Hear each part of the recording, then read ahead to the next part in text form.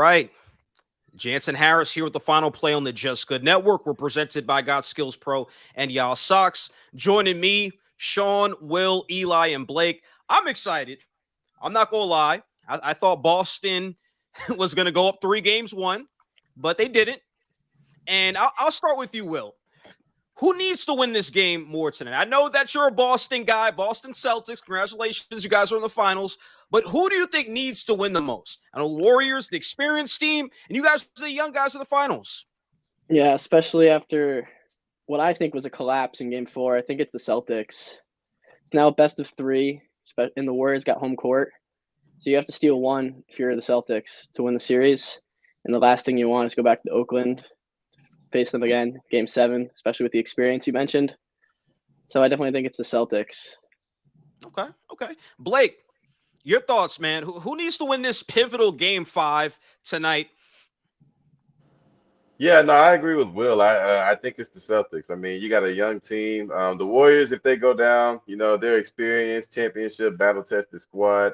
I believe that they can go back and they could. I believe in the Warriors to win back-to-back games and get into Game 6 and Game 7. Just because they more or less have that scar tissue built up. Where the Celtics, man, those guys, they've shown that they're young. Although they're really, really talented, man, their confidence is shaky, man. Except for my guy Jaylen Brown, he thinks he's Michael Jordan out there, obviously. But Jason Tatum though, his confidence can get a little shaky sometimes, man. Marcus Smart is another guy who thinks he's a hero and he's gonna take the last shot if you give him a chance. So more or less, their star Jason Tatum. They kind of go as far as he can take them. So. I agree with Will. The Celtics for sure. Sean, what's your thoughts on this? Is this must win for the Celtics or is it must win for the Warriors? Or do you just hate the question all around? Oh, no, it's a good question, Jansen, as usual, man. No, I respect the question, of course, no, but I actually understand, the sentiments going saying the Celtics, but I'm saying the Warriors. And the reason why it's the Warriors coming into the series, I said Warriors in 6. I still believe that will happen, but see, this is. Just like Will said, I believe in Game 4, he said it was kind of like a collapse from the Celtics late, and they were up early in the game, and we seen that Golden State, they come from a deficit. I believe it was in Game 3 as well. Even though I think they still lost that game, but the point though is that this is a tug of war. These last 2 games have been tug of war. It's been going back and forth. So you really, if Golden State, you don't want to really lose tonight and then go to Boston, even though. Boston has given up. They lost 2 home games against Miami last series, who I was room for Miami hard, but hey, they didn't make it. But the point though is that for Golden State, because it's been such a tug of war of games, you don't really want to lose tonight's game, Game 5, and have to go to Boston and win because it's like you never that's basically the Boston's looking like just like Will said. This is basically our Game 7. If they can win at Golden State tonight and go back home. They're going to go all out to try to win that game. And now you're in a do-or-die situation. And then if you, let's just say hypothetically, you do win that game, now you have another game in Game 7, and we know how that can go. So for me, I feel like, hey, catch and kill the tiger while you can. You're at home. Go ahead and win that game. Don't, you can't afford to lose and go back to Boston because now you're even though you just beat them, that's a whole different experience, And then Boston, the 18th banner, as a Laker fan, I don't want to see it. So for me, man, I'm gonna say Golden State. I feel like they have a little. I guess to answer your question, it's going to be more of a must-win for them, even though they have the experience, and I expect them to win. Okay, Eli, your thoughts on this? Is this must-win situation for the Celtics, or do you agree with Sean and think this series is going to get wrapped up in 6 games, and the Warriors need to go back home with momentum in a 3-2 lead? I'm gonna piggyback on. It's taking a little bit of what everybody said. Because of the stakes being on each side, because Boston loses tonight, the Warriors they can go into Boston, but I feel like Boston's gonna come with the of course do or die situation. Plus Boston's crowd is home court advantage, but especially in the finals specifically. But going into Golden State for a Game 7 is more of a 50-50. So for Game 5 specifically, Boston is a must-win because Golden State can win, then Golden State can take a loss in Boston but come back home and take care of business with their late game experience. Because even if Game 7 goes down to the wire, one of the greatest finals history, all that type stuff, Klay Thompson's going to come through, or if it's not Klay Thompson, it's going to be Stephen Curry. But looking how the Warriors need Steph to be basically phenomenal this entire finals in order to be even somewhat productive, looking at how their dependence on him, not just for their offense, but also their reliance on having to work around him on defense, I don't see how if they lose here, the Celtics, my bad. I don't see if the Celtics lose here, how they're able to necessarily recoup and get back again for Game 6. And then again, if possible, then they have to do it again for Game 7. Look, I agree with you, man. If the Celtics lose tonight, the series is over. Look, I'm pulling for the Celtics. I'm not going to lie, and I'm hoping they win tonight. But they lose tonight, series is over. Blake, I want to start with you on this one because you did talk about Jaylen Brown and how he thinks he's Jordan out there and missed a lot of shots. But Jason Tatum has struggled too. Do you see him changing things around? There's a lot of NBA fans out here and pundits and legends who are saying, man, they expect more out of Jason Tatum. They thought he would be a little bit more dominant. Do you see him turning things around tonight? Yeah, I do.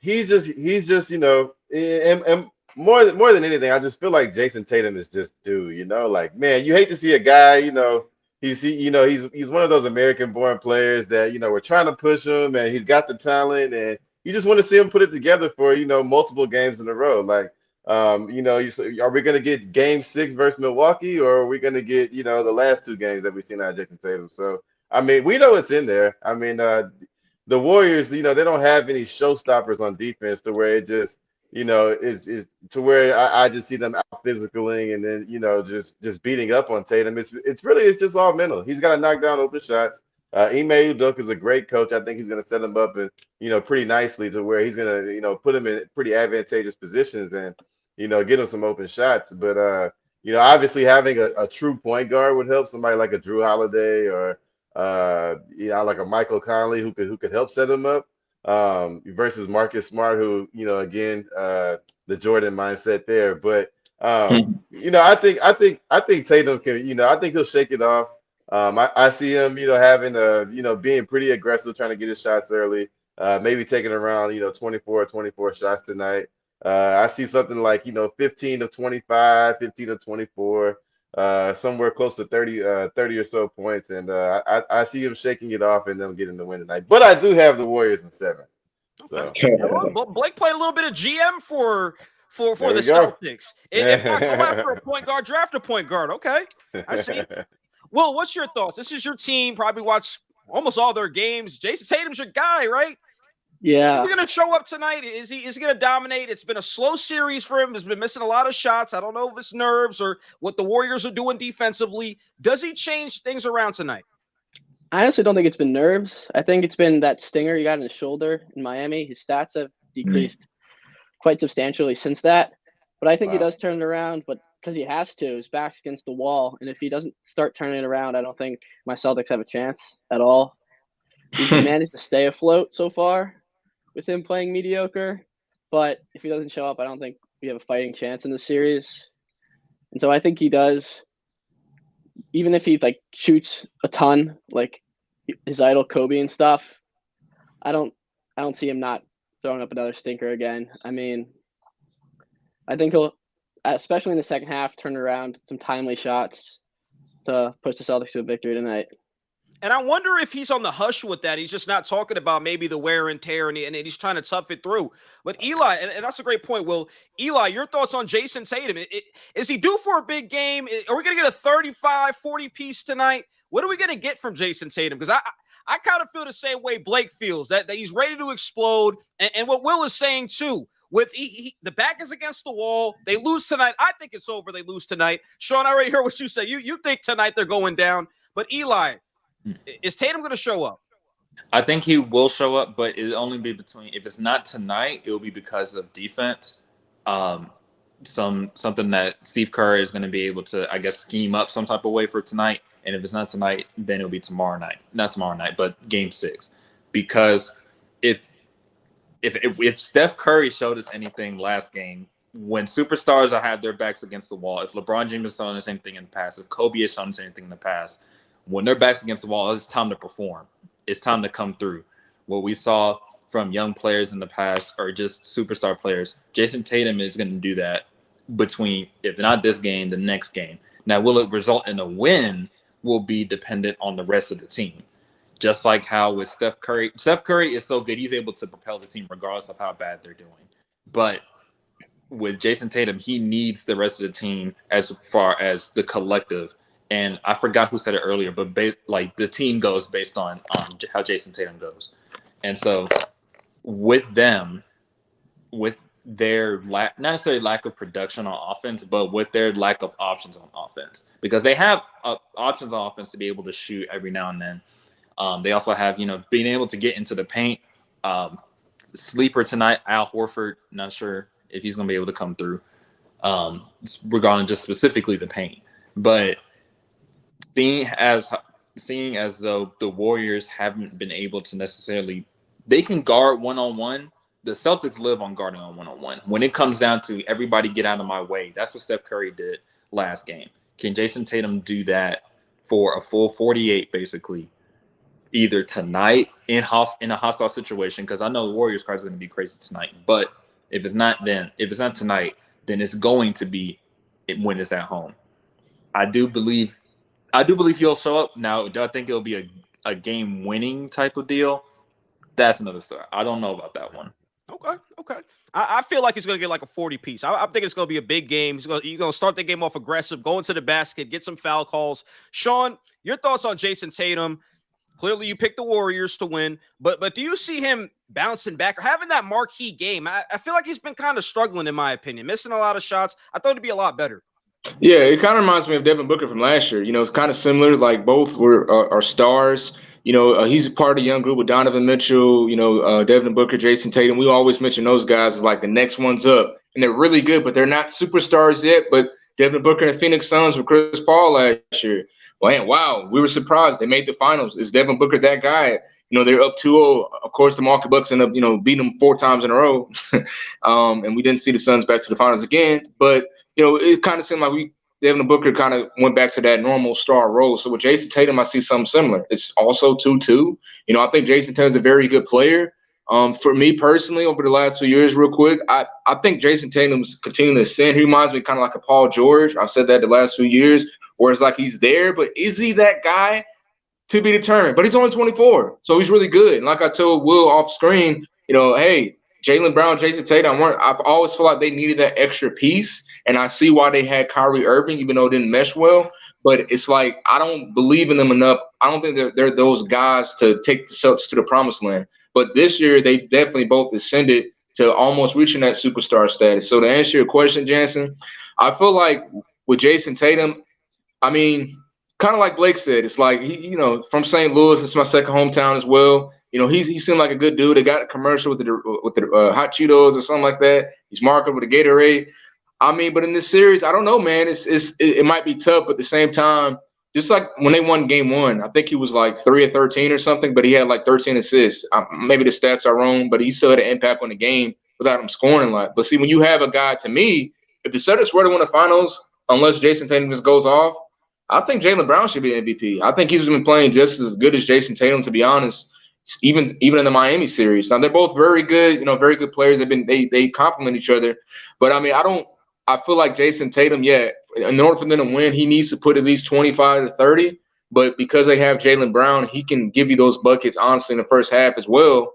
I don't think it's imperative that he gets a 35. I don't see him getting 35 or 40 because they have different groups of guys to score as well. And Al Horford scored 26 the first game. I think Eli or Blake had brought that up, or Eli brought it up. So he should be like, we need to see him. Hey, I know you're 35, but we need more than 5 points. You know what I mean? So to answer your question, man, I expect him to have a good game. I don't think he'll be as inefficient, but I don't see him going like for 35 plus and nothing like that because of the other group of guys that got on the court. Okay.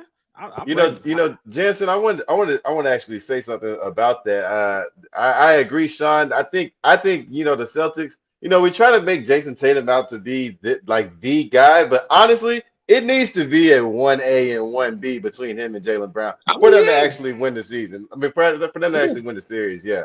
I Yeah. think it does need to be a 1A and 1B. And the thing that really gets you about both of them is, they're so young, man, and it really shows up in their shot making in the shots that they actually take. They take so many bad contested shots, and instead of just driving to the basket, Jaylen Brown's a little more aggressive that way, but man, Yeah. especially Tatum, man, he settles for that pretty elbow jumper, and man, That it looks Kobe really, boy. really, yeah, that Kobe and that Paul George, like just elbow work, and it looks really, really good when he's on, but you wish he would just be more Kobe. aggressive and going to the rack. So Yeah. yeah, that was a great point that you brought up. I agree. Great point, guys. Great point. Fashion, music, entertainment. The Jessica Network is bringing a new show. Guys, for all broadcasting purposes, visit thejessicanetwork.com. A guy who did show up, though, Steph Curry, pissed me off because, again, I went for Boston. Man goes for 43 points. Breaks my heart that day. Let's talk about him as an all-time great player. Sean, I want to start with you on this one because you go up and down the list on guys, and you vouch for Kobe a lot, saying he needs to be in discussion in the GOAT conversation. But For your sure. top 10 list, your top 10 list of all time, is Steph Curry on there right now? He is, and I think Steph Curry's on there because this is for what he's done. 2-time MVP, one time unanimous MVP, the best shooter of all time. And I understand a lot of people hearing the sports pundits and like, oh, well, he'll never pass Magic. Some of the old heads that were born in the 70s and 80s. Like, hold on, look, I understand he's not the passer that Magic was, and he's really a two guard disguised as a one. But no, Steph can pass the ball if need be. Draymond's really their facilitator, but he still plays the point guard position. If that's the case, Magic Johnson couldn't shoot like Steph Curry. But we always say the quintessential point guard is the one to pass the ball to Chris Paul, the point guy, and nobody's giving him all the credit this year because they got spanked against Dallas. They blew up in the league. But the point though is that I feel like top 10 all time. I mean, top 5 is a little tough because I feel like when you get in that area, it's really everyone's great. You know what I mean? But I feel like Steph Curry and what he's doing, this being his 6th or 7th final appearance, he has 3 rings. I mean, even if he doesn't win this, yeah, it can affect his legacy. But at the same time, I feel like he's done so much, man, in the game and revolutionized the game and shot making and everything like that, where it's hard for me to not have him in the top 10. And he could be 10. He don't have to be 9 or anything below that. He could be a 10 right now.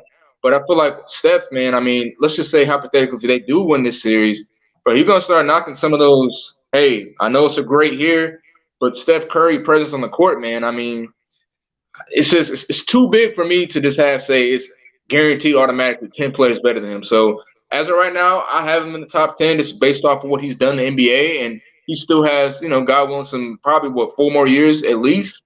You know what I mean? So I do, man. I have him in my top 10. If he wins the finals, man, it's definitely a wrap. He might be 9 or 8. Okay. Blake, where do you rank Steph Curry, his all-time ranking right now? Clearly, you still have some basketball left. If his career was over today, where would you rank him?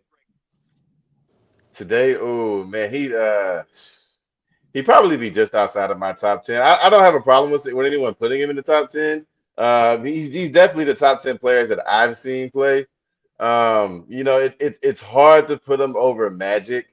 Just because the time, the era and the times were different. Both of them had a really, really big impact on how the game is played.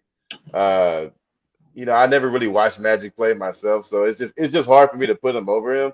I don't so much buy into the no finals MVP talk because I mean he really should have one. I mean we all know he should have got that first finals MVP, but they gave it to Iggy for some reason, and I guess because LeBron didn't score 40 a game, so they gave it to Iggy. But I would say just outside my top 10. Now if he wins this finals. I'm gonna have to start naming names. Okay, we got LeBron, we got he's ahead of Kevin Durant in my opinion, that's for sure. But he's fringe top 10 if he wins this one. Yeah, he'd be in my top 10 if he wins this one for sure. Okay, Eli, your top 10 is Steph Curry's name on that list? He is on the list. I'm not sure about the Kevin Durant thing though, because I can't. But then again, we haven't had I would need a full 2-3 hour, lecture to be able to get the whole list correctly down. But I'm keeping Steph in there mainly before this is as of right now, as of 7:00 Eastern Standard Time on June 13th. Because I'm thinking, even if he wins this series, regardless of if he wins the series or if he loses it, based on what we saw last night for game 4, and on other nights, because of the narrative being up going into that game, the narrative being if Boston wins, the series is over because Warriors aren't going to come back 3-1, which is saying that they're not going to come back from 3-1. And then we're looking at Stephen Curry's legacy. It was like, well, you got 2 of your rings because of Kevin Durant. And so that's the narrative looking at it, even though they didn't need Kevin Durant in order to do so. Your best team lost in the finals. Your best years are behind you, all that good stuff. And then for him to come out from this entire season that he was putting up crazy numbers, entirety of last season he was putting up crazy numbers, and then for this game specifically, for him to have that LeBron, the LeBron on the Heat, in the Garden, 2012 LeBron's like, your legacy is on the line. Kobe's had like probably 4 or 5 different times of that. They're just missing my mind right now. But where it's just your legacy is on the line. If you lose tonight, you're done. And he came through. He came through tremendously. Not just coming through just like, okay, I played my part. No, he got them the win. He I guess willed them to the win. So for him to be able to will them in his way, he wasn't doing all of these crazy, like you guys said, like he's not a crazy passer. He's a tremendous passer, but all those that are like, okay, well, you got Trae Young doing his passing thing or CP3 doing his passing thing. It's like, yeah, that's cool and all, but when they're locking it down, it's like, okay, it's only you. What can you do? And Steph Curry proved that he was like, I'm going to get you to win. Give me the ball. That Kobe-like mentality that Jason Tatum needs to get to. Give me the ball. It's my time. It's my time. Everybody out of the way. Now let's get to work. And Steph Curry doing that just proves like there's no way. It's hard to say that there are 10 people. He might be number 11 if anything, but he's definitely in my top 10. Okay, Will, is Steph Curry on your top 10 list? It's been tough watching him this series because I'm starting to hate him just for his greatness. Can't seem to miss, but I think Blake said it the best. Yeah, no, right now, currently, I don't have him in my top 10. Even if they go on to win, I think he's just out. I could hear the argument for 10, but I just don't think yet. I think he gets there, especially at the end of his career, but currently, I do not have him in my top 10.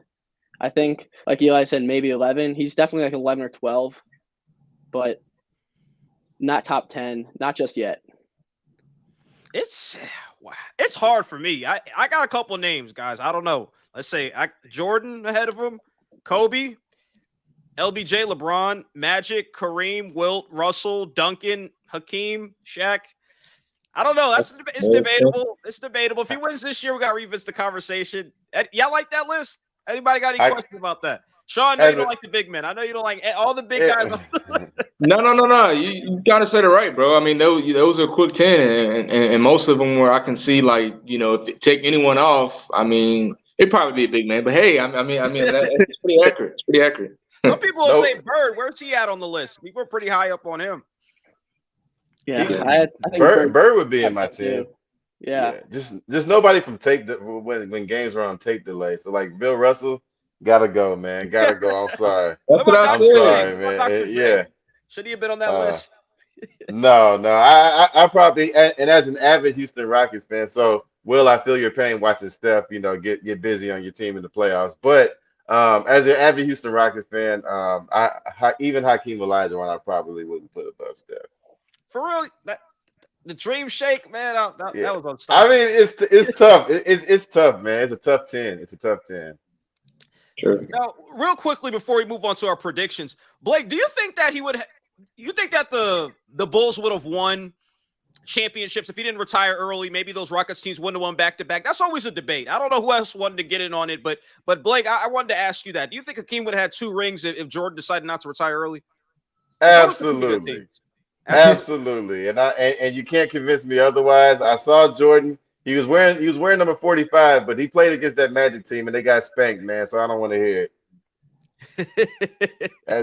That's my story, and I'm sticking to Okay. it. We'll go back to you on this one. Game 5. Who do you have tonight? Pivotal game 5.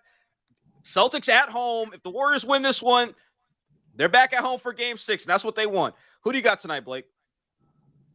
I am taking the baby Celtics, man. I think they're going to go ahead and get it done. I think Tatum's going to go ahead and have a pretty good game. I think Horford will actually show up and get something close to a double double.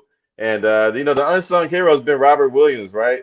Now he's a little banged up and limping around there, but man, when he's ready to go, man. So I guess maybe those first 15, 20 minutes he's going to be out there. They should be good. And if he's clicking on all cylinders, I think the Celtics will be okay. I mean, I think they're the better team, but it's just the Warriors. They just have that veteran savvy, and they have the X factor, which is Steph, and and the three ball just in general. So, but I'm gonna take the Celtics, man. I'm gonna take the Celtics. I think Ime Udoka and those boys are gonna go ahead and get it done. Yeah, great right there. What you said about Williams. Williams is going to be open. He's going to have his looks. He needs to hit shots down. Eli, your prediction for tonight, game 5, Celtics or Warriors? I think I'm going to go Celtics, but notwithstanding a really good game from Jordan Poole. Mainly because, like you already mentioned one of the Williams. I'm looking at both of the Williams. I think both of the Williams are going to come through. The Williams brothers, even though they're not related, I think they're going to come through tonight, specifically to help out Jaylen Brown, who's going to have a bigger game. I personally don't think that tonight's going to be Jason Tatum's game. I think it's going to be for Game 6. For Game 6. But for tonight, and especially being in the Warriors home, at the Chase Center, I think they're gonna realize what time it is, even with the Warriors veterans. They're gonna come through. Okay. Will your prediction? Will your Celtics win tonight? I think so. I think they do.